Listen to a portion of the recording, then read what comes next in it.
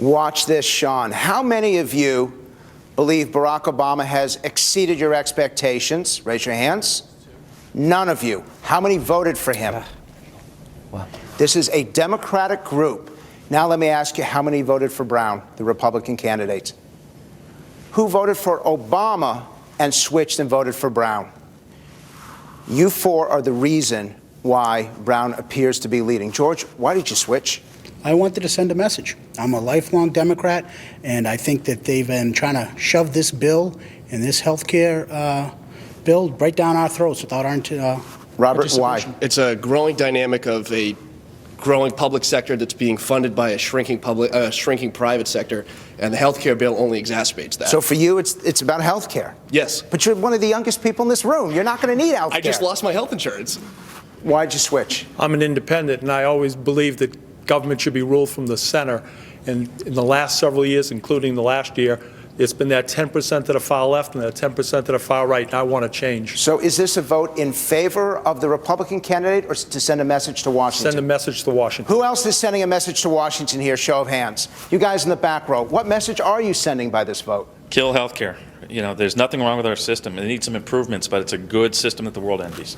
Go ahead, Ed. It's not just about health care. It's about the entire spending, the process, the way they're running things, everything. Gail?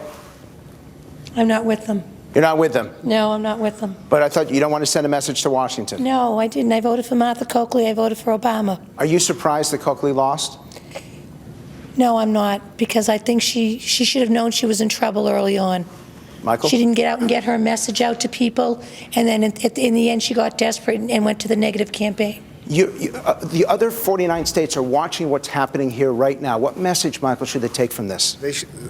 that the American people don't want one-party dominance, and that's what this is going to derail that. Ira? I'm a physician in this state, and I can tell you that many physicians are very angry, too, at what the Obama health care has been doing. First of all, there's no malpractice reform in there at all. There's nothing that changes the Medicare fix for physicians. And if he's going to have a public health option in there as well that's modeled after the Medicare model, then we're in big trouble. So let me ask you this question. Right now, Senate Democrats are about to meet to decide what to do about health care.